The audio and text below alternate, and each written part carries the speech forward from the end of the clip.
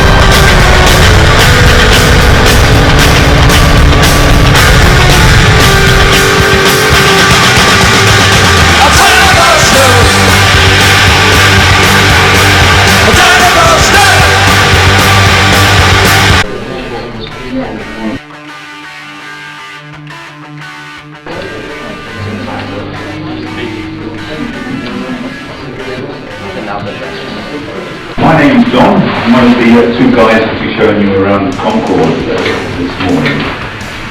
We're going to start off by going around the outside and underneath the aircraft. That will take us about 50 minutes or so, and then show you a bit more about Concorde in general and a bit more about this Concorde in particular. Whilst I'm doing that in groups of 4, then we'll send you through flight deck where you'll meet my other colleague Dave, and in the 8-9 minutes on the flight deck, then he'll cover as much ground as he can to explain the layout and operation of that. Before we go into the hangar, just so as we can sort of decide the sort of level to pitch this tour at, perhaps you can tell me why you come to see Concorde this morning. Do you have a particular interest, a particular area, or is it just, it's Concorde, we're interested? That's it, is it? Okay. Well, we always ask that question because, as I say, we advertise this as a technical tour, and we can be as technical or as non-technical as you like. Some people come along, they're specifically interested in the function of the engines or something else, and we can go into more depth. But anyway, if you've got any questions, then do please interrupt at any stage. If I'm boring you about something, tell me to shut up and move on, and I'll happily do so. And as I say, don't leave the questions till the end. Do interrupt as we're going around, and we can deal with your questions there and then. If we can't answer them, leave us an email, and we'll go through our library of manuals to see if we can track down the answer for you and get it over to you. Now, before we go into the hangar, I just have to acquaint you with one or two aspects of the tour for safety's sake. When we board the aircraft, you'll be doing so by steps, not by an air bridge. They are steep, so take care going up and coming down. The door of the aircraft isn't as tall as the doorways of other aircraft, so mind your head as you go through the door. And if you've got a window seat, bear in mind that the overhead luggage lockers aren't as big as other aircraft, so when you get up from your seat to go onto the flight deck or to disembark at the end of the tour again, mind your head. On the flight deck, you're going to the pointed end, slopes down very steeply on the ceiling. The overhead panel, all sorts of things on it, including some rather large, low-hanging metal cages protecting switches and gauges, etc. So again, mind your head. And bear in mind that when it's time to get off the aircraft, the size of that door hasn't changed whilst we've been on board. You can get some nasty knocks on your head on board Concorde. We don't allow food, drink or large bags to be taken on board the aircraft, purely for security reasons. Handbags, cameras, bags, no problems at all. Backpacks and that sort of thing can give you good reception as we go through into the hangar and collect it at the end of the tour. If you've got cameras, we don't impose any restrictions on photography. You're free to take photographs at all points of the tour, but we request your cooperation in just a couple of areas. The photograph that most people want standing in the doorway of the aircraft, the photograph you're going to show to neighbours and try to convince them, including Barbados on holiday on Concorde once. Please, we ask you not to take it as we go on board, because if you do, by the time the last person gets on, it'll be time for almost everyone to get off. It will cut down the amount of time you have in the cabin and on the flight deck quite dramatically. As I said, we send you through to the flight deck in small groups, and then you come back into the cabin. So if you're in pairs, 2s, 3s, then you can step outside and take the photograph then before you come into the cabin, or leave it until the end of the tour. You won't be able to go back inside the aircraft because there'll be another group going on board immediately this one ends. But you can stand on the steps in the doorway as long as you like, well, at least until 5 o'clock tonight, and take as many photographs as you like. And if you are in groups and you want a group photograph, then do ask David and I, we'll quite happy to take those photographs for you. And the other area where I ask your cooperation, again, time is limited on the flight deck, and there isn't time once David's finished explaining it all for everyone to have another 5 minutes taking photographs. So do take the photographs as David's talking, and again, take them in the cabin whilst I'm talking. We're quite used to it if people stand up and start photographing. We don't think it rude if you suddenly turn your back and start photographing down the cabin. Okay, well on that note, let's go into the cabin, into the hangar, and start the tour. This is helpful Neil Armstrong on the moon in 1969. That's the same year incidentally that Concorde made its maiden flight. He studied Concorde and he said putting a man on the moon was simple compared to getting Concorde to work. It was one of the most sophisticated and complex commercial aircraft ever conceived and constructed. It's just the most amazing blend of grace, beauty, elegance, and of course sheer raw power. Well, the wonderful, sleek and slender aircraft that you see before you arises not because the designers actually set out to create the world's most beautiful looking airliner, but because it is simply the best shape to do the job that it had to do. And that job was to carry up to 124 passengers, crew of 9 at supersonic speed, twice the speed of sound, 1,350 miles an hour, faster than a bullet from a rifle, across the North Atlantic Ocean, and to do that day in, day out, year after year, without excessive maintenance costs. And she did that perfectly for 27 years for British Airways. Well, the sleek and slender fuselage, and you'll appreciate just how sleek and slender it is once you go on board in 40 or 50 minutes time or so, but that is there because it helps cut down on the resistance of the aircraft as it moves through the air. Anything that moves through the air, doesn't matter whether it's an aeroplane in the sky, someone on a bicycle, or even an athlete running round a running track, they all experience a resistance to their forward motion from the air.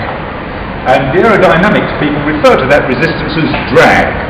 And one of the problems about drag is that the faster you go, the worse it gets. So it was always going to be a big problem as far as Concorde is concerned. And drag, ladies and gentlemen, is a bit like income tax and debt.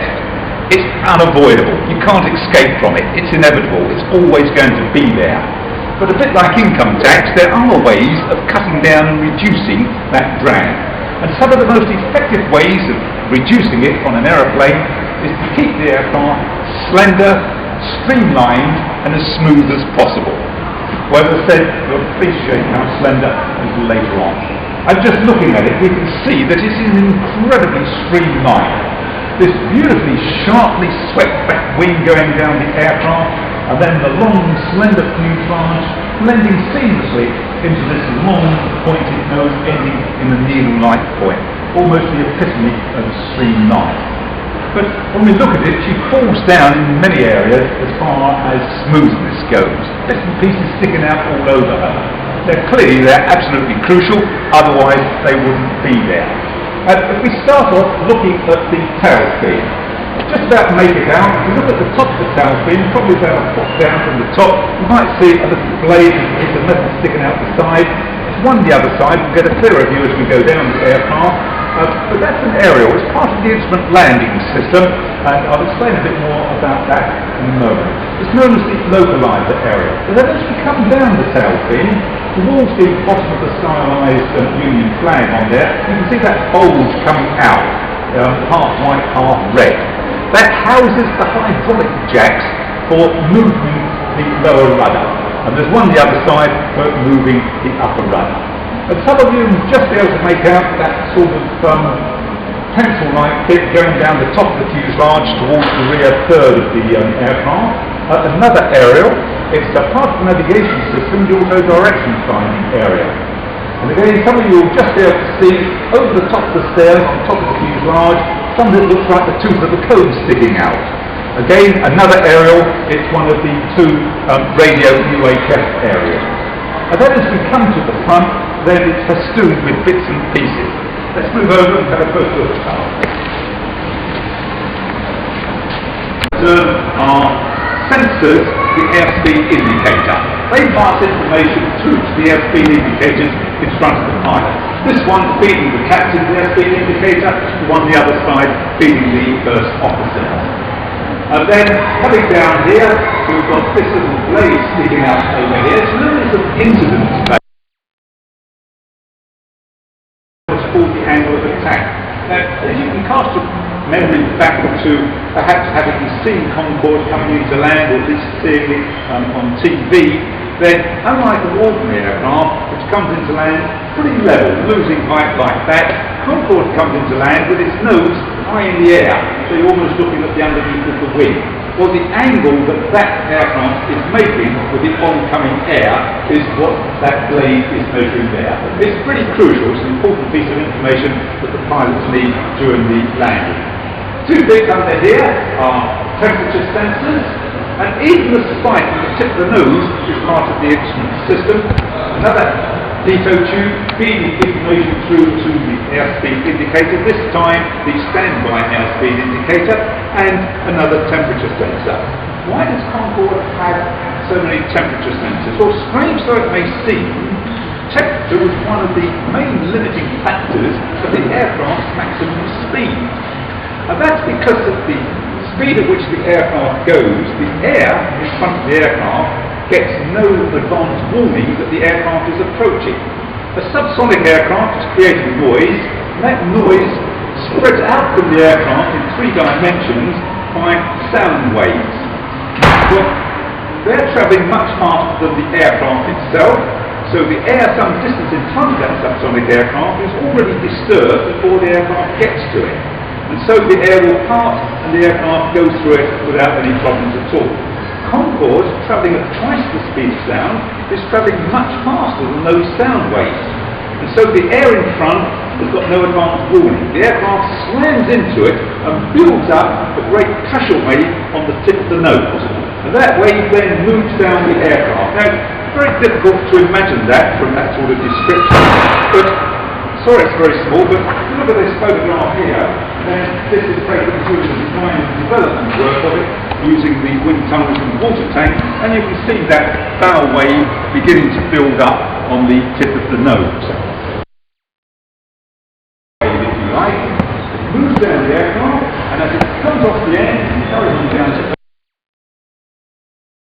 the double supersonic bang. For that reason, Concorde was never allowed to fly supersonic over land, apart from a couple of very rare occasions. And that, of course, restricted the number of routes that Concorde could. It restricted large expanses of water and sparsely populated areas of land. Incredibly, when Britain and France got together, they were going to build 2 versions of Concorde, a long-range one, ultimately ended up as this, and a mid-range one flying over land.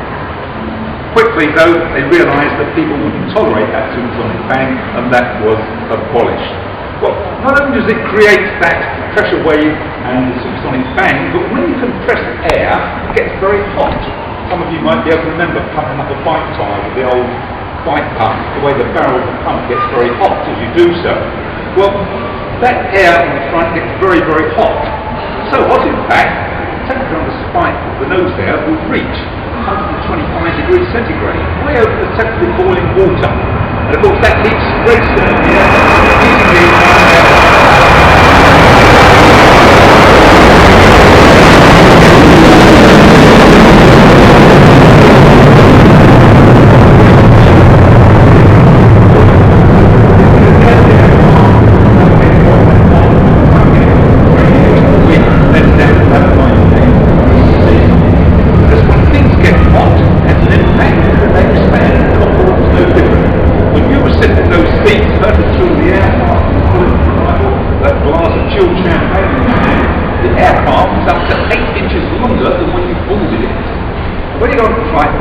they will show you photographs taken on the flight deck.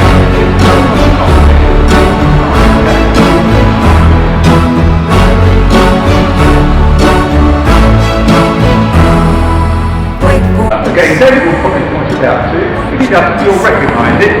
Here on the flight deck is a black square of glass.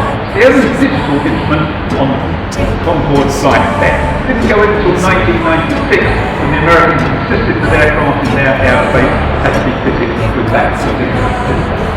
Now this blade up here is the yaw blade, measuring that sideways swing of the aircraft. And then it goes down and comes to the undercarriage blade.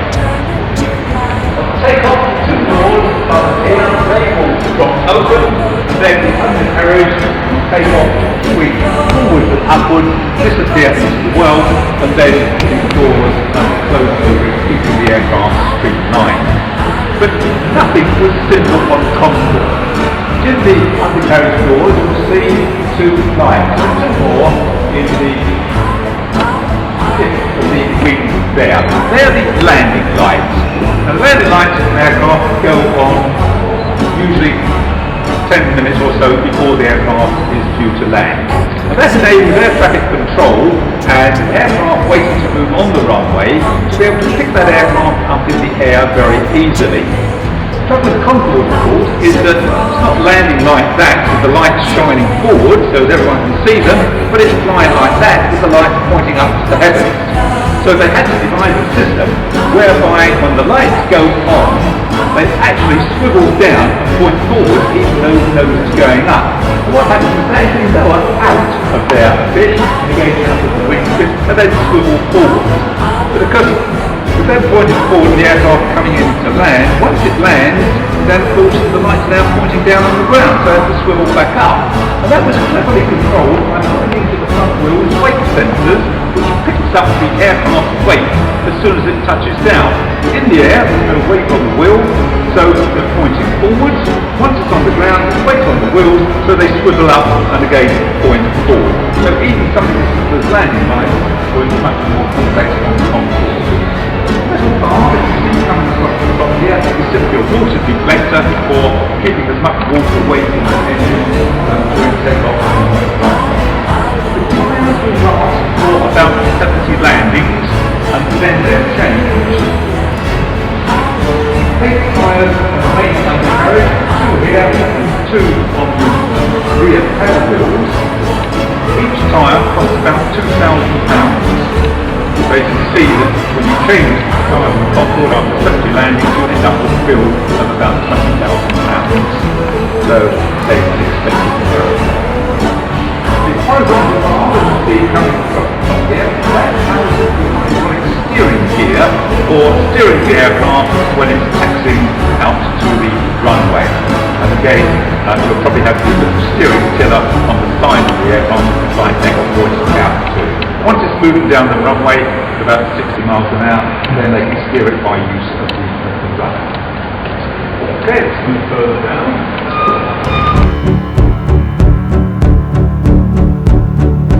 Okay, let's move further down. The cabin is expelled to atmosphere, so clean, cool air is being drawn through the cabin all the time. 4 aerials here. This is the second DME aerial, but this sort of rectangular one here is the marker area. All major airports at set distances from the runway are radio transmitted. There are usually 3 of them, known as the inner, middle and outer markers. And as the aircraft flies over those, then a signal is transmitted into the pilot's headphones, and they know they've just flown over that marker, and that tells them how far they are from the runway threshold. Where's it coming down? Here you can see this great void that's opened up here. This is the forward baggage hold in the aircraft. If you look up here, you can see it's got very steep. That represents the sort of top of the baggage hold. That's the floor of the cabin. You probably get 2 suitcases lying flat, one on top of the other. It only comes back to about here, and this way to about here. There is another baggage hold in the rear of the aircraft, just slightly larger than this one, but you'll appreciate that there isn't the room for passengers' baggage. There's certainly no room for carrying vast quantities of freight that most aircraft carry these days. You are expected to place a suitcase on the floor, and if it had passengers, 100 passengers, you might check in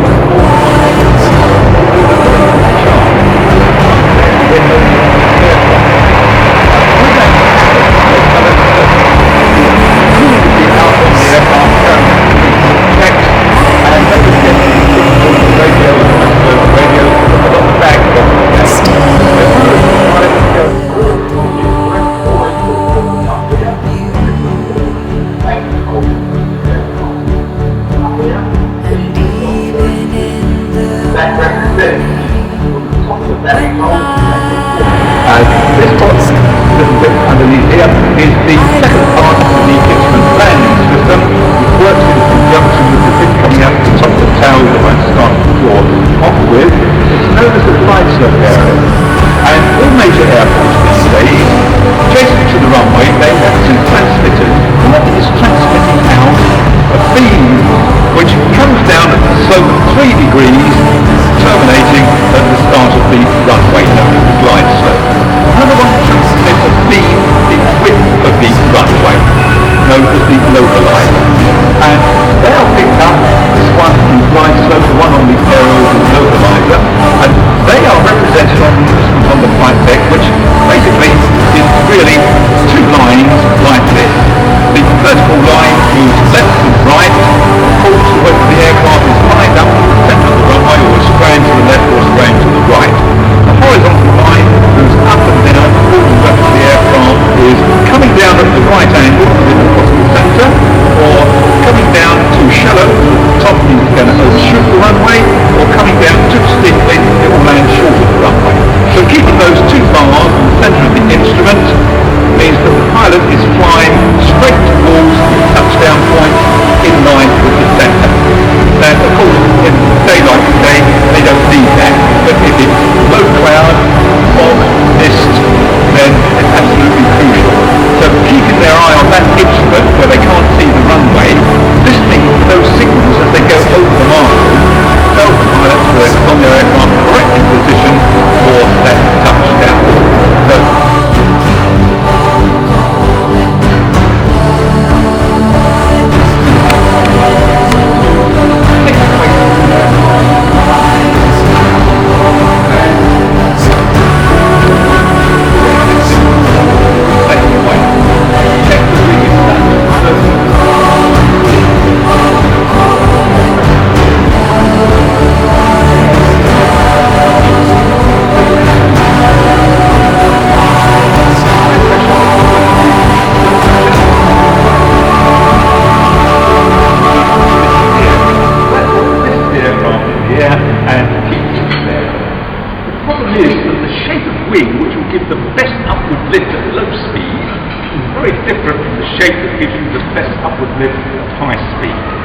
low-speed aircraft, and you can see that quite clearly on the flyby propeller-driven aircraft that you'll see in and out of here all day. It's optimised for high speed. That's where the aircraft spends most of its time. It's thin, the high-speed wing is. Thin at the root, by the time you get down to the wingtip, it's a nice edge. And it sweeps out at an angle, not the mere 17 or 20 degrees of a subsonic jet, but an incredible 70 degrees. By the time it gets to the wingtip, that 70 degrees has been cut back to about 30. It does it in a number of stages along the leading edge, but it's difficult to see it standing here because it's been blended into a beautiful gentle curve along the leading edge. As we look, we can see that the upper surface is steeply cambered. And get over by this sort of railing, get the eyes in line with the leading edge, trace it down, and then just as you get towards the wingtip, look carefully, you'll be able to see that it has a little subtle upward twisting, almost sort of by that red varnish you can see there. I don't know whether anyone can pick that upwards twist out. Well, it's a combination of this curve and camber, this twisted taper, this here, which is the secret of Concorde being able to fly slowly with a high-speed wing. And it's also the reason why Concorde has to adopt that steep nose-up attitude as it comes into land. There's the Boeing 747 coming in, as you can see, pretty much horizontal. Here's Concorde coming into land. And you can see its nose pointing high into the air. Well, the reason it does that is with this incredibly contoured wing, as it adopts that steep nose-up attitude, it produces two enormous vortexes of air spinning over the upper surface of the wing. Those vortices go back over the entire surface of the wing, and the best way of describing how that operates is to liken it to the water in your bath when you pull the plug. You pull the plug, and you see that vortex of water going down the plug hole. Anyone ever put their foot over the plug hole when the water's going down like that? What happens? Yeah, you do a vicious suck with your foot down the plug hole. Well, that's because that vortex is vertical. The vortex of air that we breathe is horizontal over the wing, and effectively that sucks upwards. And it is simply the ability of this incredibly shaped wing to create that upward suction by generating those vortices of air that enables Concorde to fly slowly as it comes into land. Without the wing generating those vortices, the aircraft simply wouldn't have gone into service, because it would have meant it landing much too fast, which would have meant having a much stronger undercarriage, which would have been very much heavier. And if it was very much heavier, it would have meant it carried more fuel. And if it carried more fuel, it would have meant a bigger wing. If it had a bigger wing, it would have been heavier, which would have meant more fuel. And you get to this enormous aircraft, it just simply wouldn't have been able to work. Any other aircraft coming into land, slowly, with its nose high in the air, would simply crash out, because their wings do not generate those incredible vortices. It was a brilliant piece of engineering and technical achievement. And to go along with that are the brilliant engines produced by Rolls-Royce. Let's have a look at those.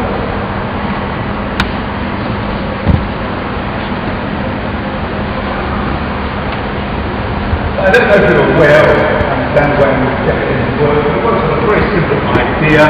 It sucks air in at the front of the engine, squeezes it very tight, compresses it, and then mixes that highly compressed air with virgin fuel. That forces that compressed air to rapidly expand. The other way it can expand is by rushing with enormous speed out the back of the engine. Of course, it's that backward rush of the air and all the exhaust gases which is pushing the aircraft forward.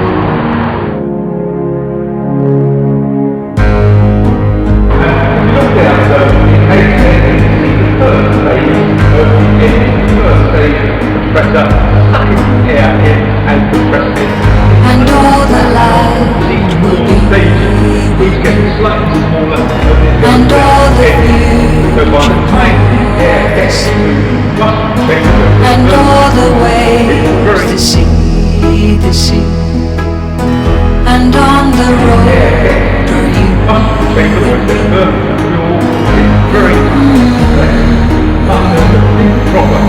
Any jet engine can only take the air smoothly, the air goes And all the waves are light, and all the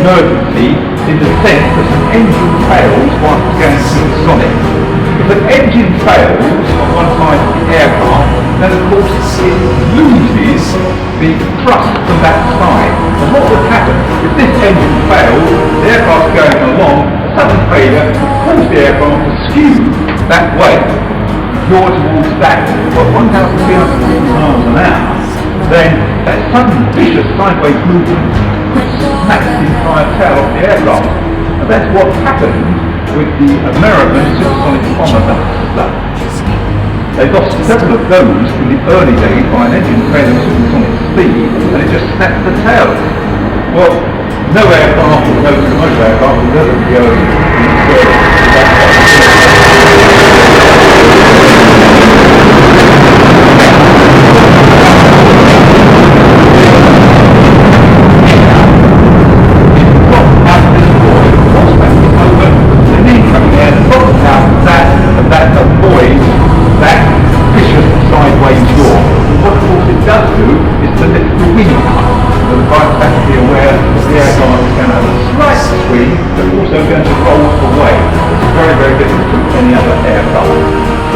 because of that, there was no risk of the tail snapping off in the event of that lost engine failure.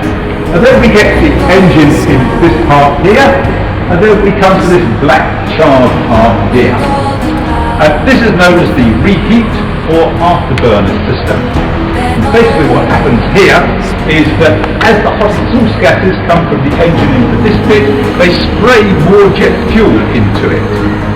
That ignites, burns furiously, heats the exhaust gases up more and expels them even faster from the engine, boosting the power of the engines by about 25%. It gobbles fuel up at an incredible rate as it does so. So they're used very sparingly for about 40-50 seconds during the takeoff run, and then they go off until the aircraft is out over the water, and then they switch them on again to get the aircraft up to supersonic speed, up to about 1 3/4 times the speed of sound, and that will run for somewhere between 10-12 minutes to do that, and then they turn them off, and then these four remarkable Rolls-Royce Olympus engines continue to power the aircraft up to twice the speed of sound, and then even more remarkably, without the reheat system, hold it at that incredible speed for the rest of its journey. You know, 40 years after Concorde took to the air, there isn't an aeroplane in the world capable of crossing the Atlantic Ocean at supersonic speed without air-to-air refueling, including these wonderful American military aircraft. They all need air-to-air refueling if they're going to travel at supersonic speed across the Atlantic. Yet Concorde was doing it 40 odd years ago, carrying 100 passengers drinking champagne day in and day out without any problems at all. A brilliant piece of engineering. But as I say, it gobbles fuel up at an incredible rate.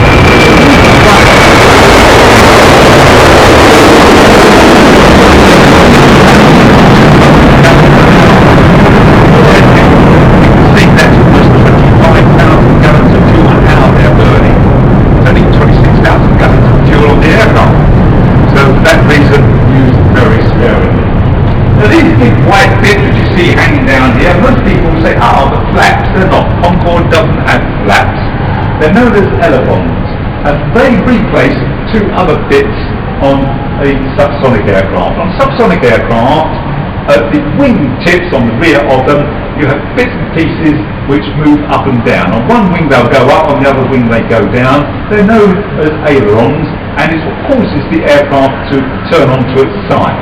And then on the horizontal tail plane, the bit comes out the sides of the airplane, you'll have two more bits which move up and down in the same direction, known as elevators.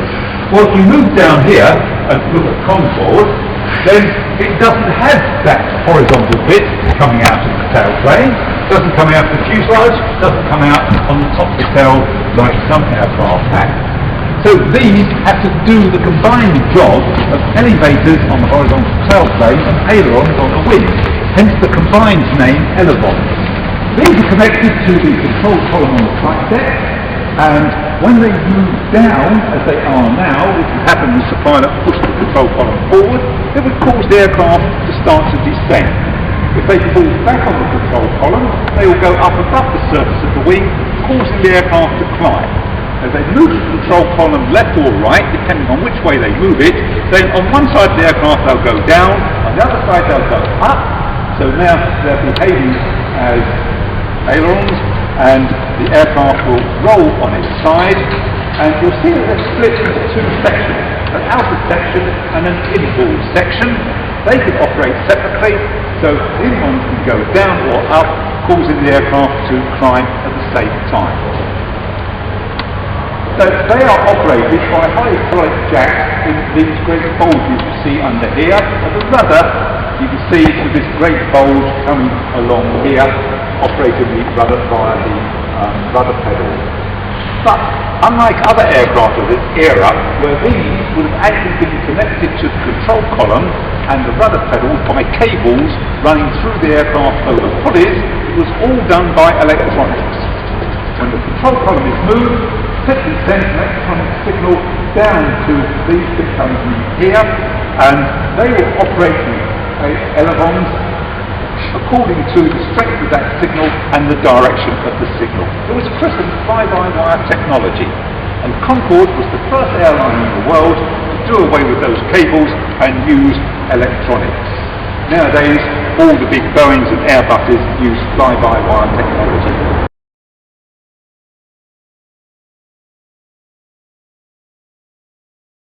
Get very close to the runway.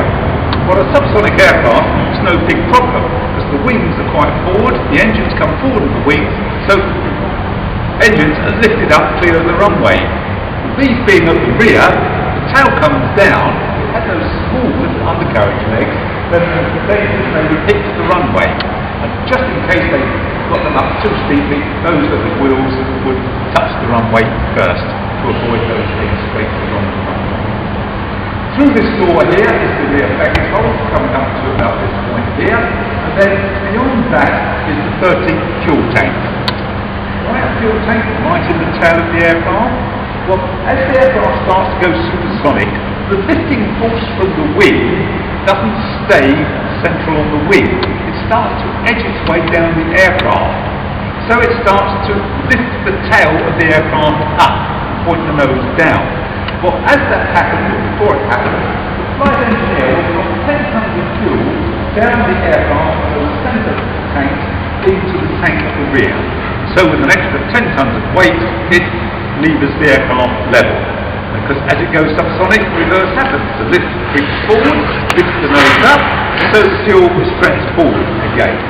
So the fuel of the Concorde had to serve a multitude of functions.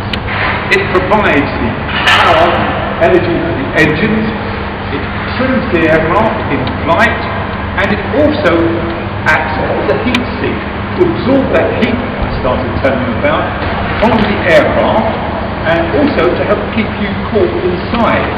Because the air which comes into the cabin is taken from the engines, that's very hot, it has to be cooled down, so it goes through a number of heat exchangers, some of which are housed in the wing, so the fuel will absorb that heat before it comes into the cabin. So the fuel itself is getting very, very hot as it gets towards the end of its cruise. And for that reason, the fuel tanks are pressurised in Concorde to increase the boiling point of the fuel. Otherwise, there's a risk the fuel will start to boil with all that heat absorption from the wing surface and from the cooling air going into the cabin, and from the reduced air pressure as the aircraft climbs to 60,000 feet. Let's just what we're moving from.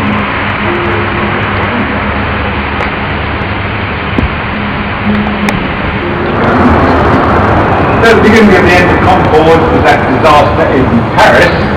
The aircraft didn't go back into service after that. What happened was the equivalent of this wheel ran over a chunk of metal on the runway. The tyre, being under a pressure of 230 pounds per square inch, exploded, sent great chunks of rubber up, hit the underside of the wing, caused the perforation, fuel streamed out, other chunks flew up. Took off, damaged hydraulic cable at the same time, so it couldn't draw the undercarriage, which meant it couldn't build up air speed, and then that burning fuel started to be sucked into the engines, lost power first of all on the outboard engine, and and then on the inboard engine, the aircraft was slightly overweight on takeoff, unable to withdraw the undercarriage, loss of power on two engines, simply couldn't fly, and it crashed onto the hotel the next, killing all the people on board and half a dozen people on the ground. After that, Michelin developed a new tyre, such that if it does burst, it won't break those great chunks of rubber. The fuel tanks were lined with Kevlar, such that even if the perforated fuel won't gush out, and the cabling, electric cabling coming down to the brake system was housed in this steel box. And of course, got it certificate there and back and went back into airline service, but sadly, only for another 15 months. Although we overcame that, almost certainly that was the beginning of the end of CONCORD. Well, let's go on board and see what it's like on board. Dream of you. Flight deck, and I'll tell you a bit more about this CONCORD in particular, and a bit more about CONCORD in general. You've been very good and let me chat for almost an hour non-stop without any questions at all. I hope it wasn't that it was so boring, but if you've got any really difficult technical questions, Dave's on board already waiting to answer them for you. So you can keep him occupied. Okay, can I have the first 4 volunteers join in? Go on then, you go. Well, I'm the photographer, so the photographer has to go first. My heart, but the miles keep us apart. I could never say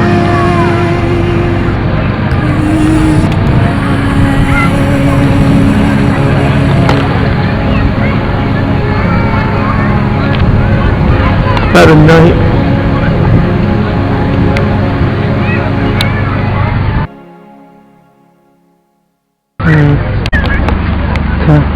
Cheers.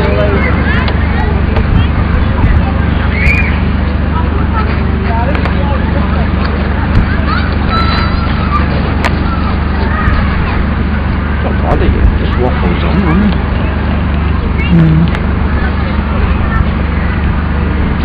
I enjoyed it. You like it when you took cheese.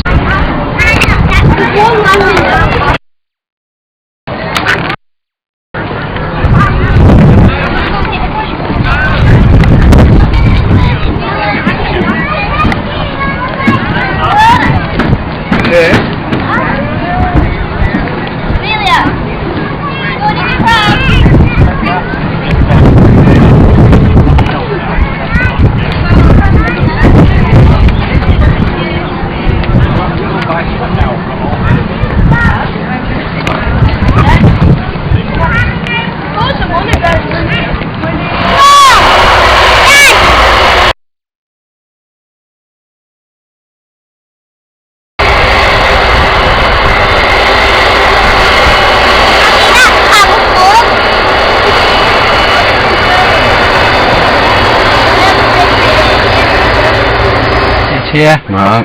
and the flight engineer sits in that seat there. Right, That's a spare not very seat there. big, is it? No, this is because of the shape of the aircraft. Yeah. So that's a spare seat there for Right. any extra crew, training, checks Right. and stuff like that. Yeah. So 4 engines, 4 throttles, maximum power, Right. all the way forward. Also CONCORD, as John told you, has got afterburners. Right. That's a fire in the back of the engine. These little white switches here operate the afterburners. Right. So use the afterburners to get off the ground, because CONCORD's got a very high takeoff speed. The afterburners give you a boost. Yeah, don't move anything. Don't move, don't touch anything. Will it go off or something? No, it's just because they're fragile and you have thousands of visitors and you move something. That's no problem. So use the afterburners to get off the ground. As soon as you're able, you switch them off. Then to go supersonic, you put the afterburners on for up to 15 minutes. switch them off, the aircraft would continue to fly supersonically without the afterburner. There's a fire in the back of the engine. These are the control columns. Can I ask you something? Yeah. Can I ask you something? Yeah. You used to be a pilot. No, I have flown on Concorde a couple of times. Right. And I did work on British Airways for many years. Yeah, it's heavy that, isn't it? Yeah. Is that one? No, because there's no power on it, it would be easy. It would help if it would power on it. Yeah. What's the down pitch trip up thing? That's the pitch. Trim up. Trim, it says. Trim. So the instruments to the left and the right are the same. The captain's instruments, first officer's instruments. They give you things like starting in the top left. Top left there. Airspeed. Right. Height, altitude, compasses, direction. Right. Right? Yeah. 4 engines. I don't know how you can remember everything. So each engine has got a set of instruments. So that's engine number 1, engine number 2, engine number 3, engine number 4. That tells you what the engine's doing. Yeah. Make sure the engine's behaving itself with fuel flow, temperature temperatures and stuff like that, exhaust temperatures. And I believe that's the thingy one that what tells you when you're going down. When you're going up, that bar would be up there. If you're going down, the bar would be below the horizon. Right. That operates the undercarriage, the wheels. Right. Right? So when you put that down, those arrows should light up green. That means the undercarriage is down and locked. Right. There's a little wheel under the tail. That's that half. So it's 3.5 greens. So nose wheel, main carriage, and the one under the tail. That operates the nose. The nose. So this aircraft's got its nose up at the moment. It's a perfect supersonic shape. How do you manage to see through that bit there? Well, coming into land, when you're coming into land and take off, the sloping glass slides down. Yeah, then you can see the runway. So the sloping glass drops down, the whole nose drops down. So for takeoff and landing, these windows would be the outside. So they're a lot better than... But use instruments. If it's dark, you can't see anyway, can you? No. So using... How high did it fly? About 11.5 miles vertically, about 60,000 feet. Yeah, about 11.5 miles straight up. About 50% higher than you'd fly today. Yeah, amazing. This is the autopilot, right? So if you wanted to change height or something like that, you do these knobs here. So it sets the height. The aircraft will automatically go to that height. Yeah. Speed, direction, it does it all automatically. Do you think they'll make a plane like this again? No, I don't think so. You don't think so? One, no. Well, still true about the airports, so still those when you're taking off. Yeah, they'd never fly supersonic. They're not This would fly more than twice as fast as any aircraft out there. And it won't take us very long to get to where you need to be. Yeah, half the time, less than half the time. Yeah, pretty cool, eh? So be in Egypt in 2 minutes. Yeah, I was going to say about ice and... Yeah, so it's 60,000 feet. Imagine, it's like minus 65 degrees centigrade. Yeah, it will be, Unbelievably cold. The Concorde was so fast, she got hot. So in a minus 65 degrees centigrade atmosphere, the aircraft was so fast you get hot. These windows would get really hot. And the maximum temperature on the tip of the nose, the hottest part, is plus 127 degrees centigrade. So it's in a minus 65 atmosphere. You reach over 120 degrees centigrade. It's some engineering, you know. So what happens if you heat metal up? It expands. Exactly. So the aircraft expanded when she was supersonic. So this aircraft was 10 inches longer when she was supersonic than when she was cold on the ground. The aircraft grew in life. That affected the doors, the seals, pipes, the wires, everything expanded. Yeah. Now a good way of showing the expansion is that little blue sign there, cabin secure for takeoff. Yeah. When the aircraft's flying supersonically, that expands and opens up and you can slide your hand in the gap. Right. In that gap, there's no gap there. No, there's not, no. In there, you can get your hand in there quite easily. And the bit of fun associated with that, a couple of aircraft on the very last flights, stick their hats in it, flight engineer took his hat and put his hat in that gap. The hat's trapped there forevermore. The aircraft landed, never to fly again, contracted. So if you go to Bristol or Seattle in America, the Concords there were hats trapped in the plane. It shows the challenges they had. Because it was such a special aircraft. So any questions? Flight engineer sat there. Right. How much does it cost for insure yourself to fly one of these planes? You were employed by British Airways. Yeah. So it came with the job. How many flights did this Concorde do? Working for 27 years. Right, this So- particular one? This particular one for Right. 27 years, yeah. Right. So it's done What a miles. yeah, done a few million miles. Yeah. Yeah. What's the blue thing for? That window broke. That should be clear glass. Oh, That right. window, it should be like that one. Right. That's broken. Oh. It should be clear glass. We're going to get it replaced. Right. It's quite tricky to do it. That should be clear glass. So the view's better than you think. I forget sometimes, but cancel the Concords and stuff, forget them, so... Yeah, we need to get that fixed. Yeah. We need to get it fixed. Even my dad's a mechanic, he'll sort something. He'll sort Tricky. I love it, that. The plastic one, aren't they? No, that's just a Glass cover. windows. That's just a cover, yeah. That's just the inside cover. It's glass on the outside. Yeah. It's a double pane. Yeah. Okay, thanks very much. Yeah, thank And I you. take it, that's for the window, can I? Sorry for the window. Can I? No, don't worry. No. Yeah. What are them? Two things. Sensors. Temperature and stuff. Temperature. Yeah. Yeah. Okay, Michael, there's all And what's people. this one for LH and sensor dashboard flood? It's a light, floodlight, yeah. Floodlight. Left hand. Fog. No, it's just a floodlight. So it's left hand and centre dash flood. So it's the lights for here, yeah. Okay, Michael. Okay, other like people. brightness and stuff. Michael. One more. Sugars. One more question. Yeah. What's that one?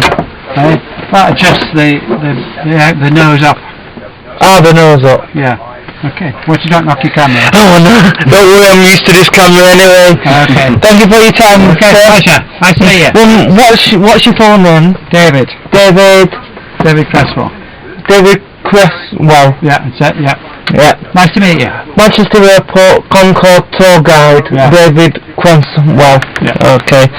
Thank you very much, David Cresswell. Thanks for your interview.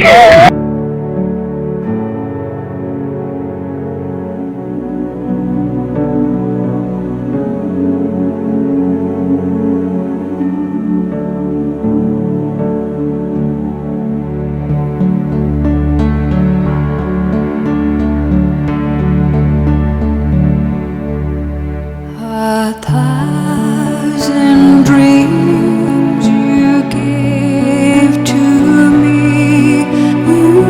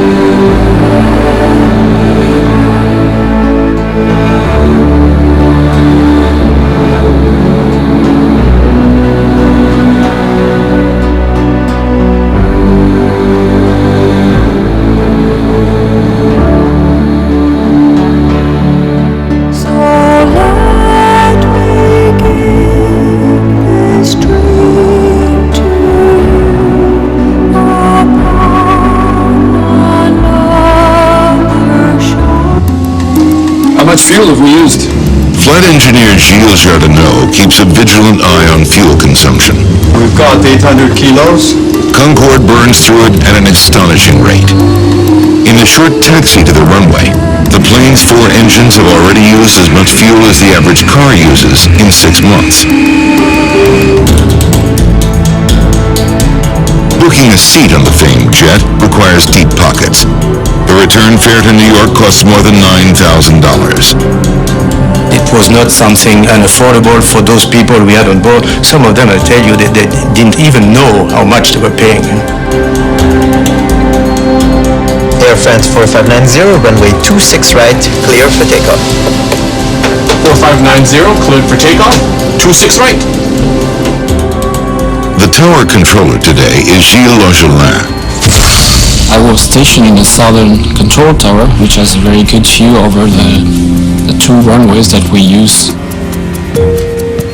This day was the same as usual. I gave him the takeoff clearance.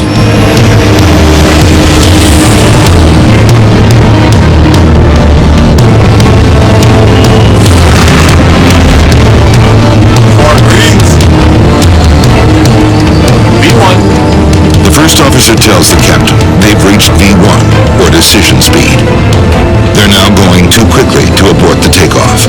You cannot stop anymore. You have to go on. You have to continue takeoff, whatever happens.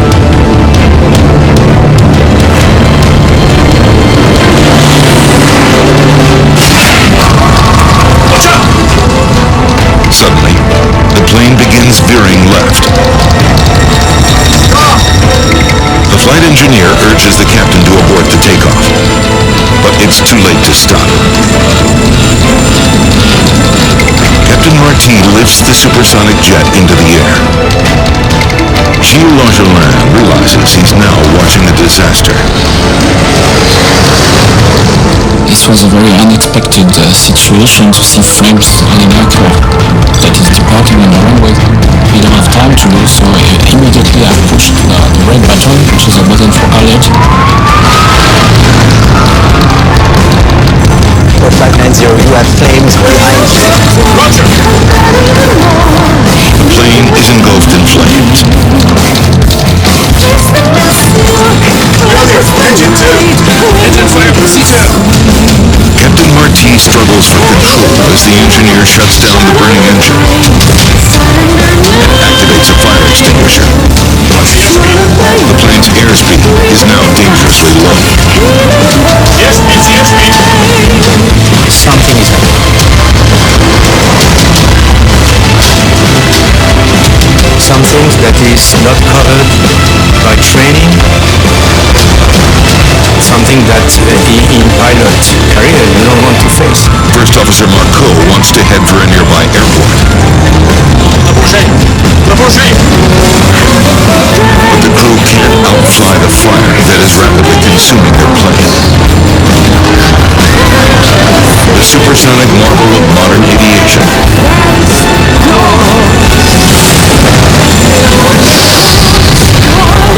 slams into an airport hotel. It's some kind of big mushroom of smoke. I think at the very last minutes I was thinking that something will save the situation.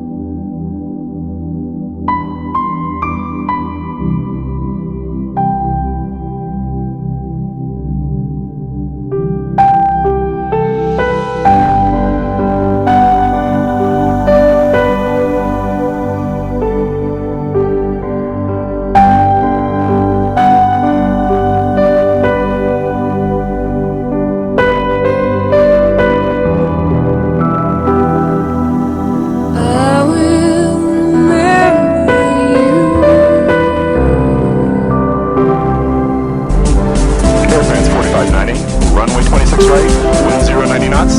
Hard right takeoff. 4590, taking off 26 right.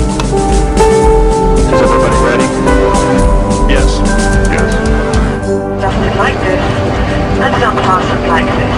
Whenever the thumb's up by using this mouthpiece, there is a whistle here for attracting attention. 4590, you have planes behind you. You have planes behind you. Stop behind. Well received. Breakdown engine. Breakdown engine 2. It's very bad. Hot engine 2. Enter fire procedure. Slip away from us when things got bad. Really, I first saw you smiling in the sun. Wanna feel your warmth. I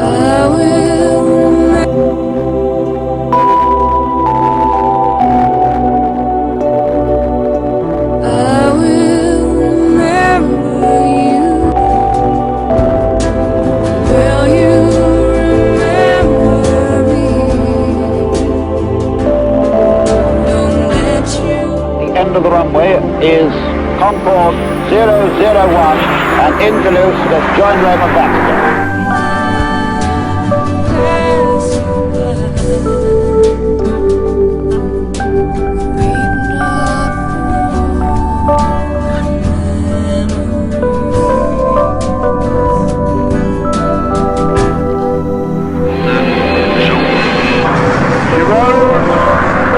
Ce premier vol que vous tous allez voir maintenant en direct. 45 knots, 90, 135. Nose come up to 20 degrees, she's airborne. She flies. so tired, I can't sleep. Standing on the edge of such deep. Funny how it feels so much I cannot say.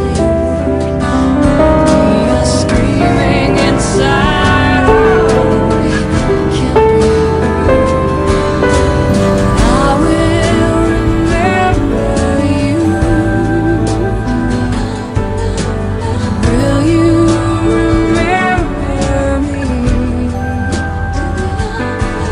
Don't let your The Concorde was special. The quality of the work, the minds, the skill, the talent, the commitment that went into it, that's what really matters.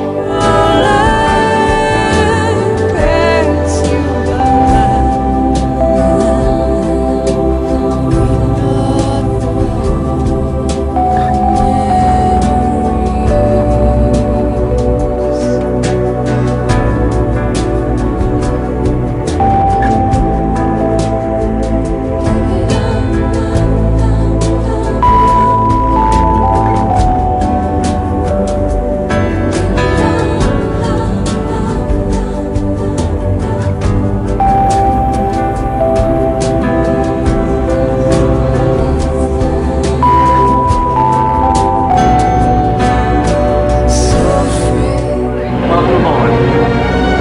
Welcome to Concord and our supersonic operation from London Heathrow to New York's John F. Kennedy.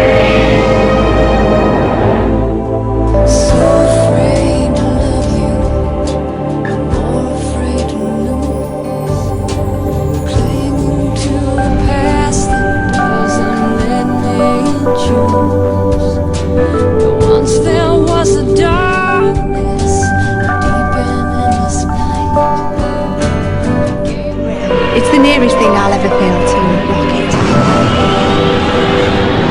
Now starts to bite. Push back into your seat. SV's building. You're concentrating like mad. 60 knots. The noise takes over. 100 knots. That's it. The heart starts to pound a bit. V1. Rotate.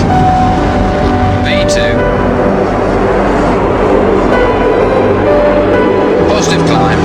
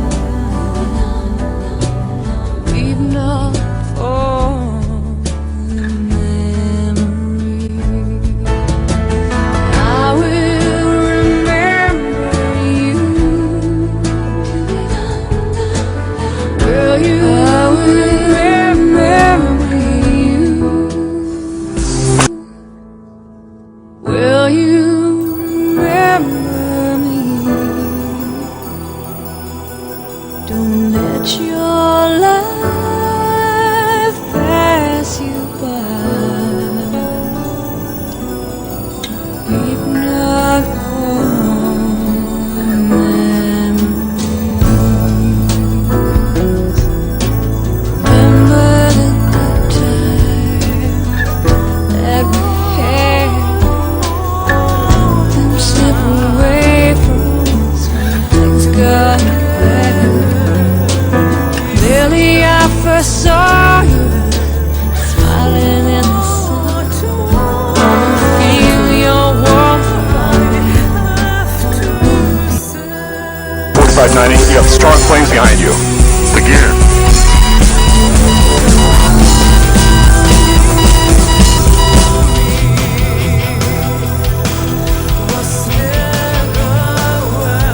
I remember you.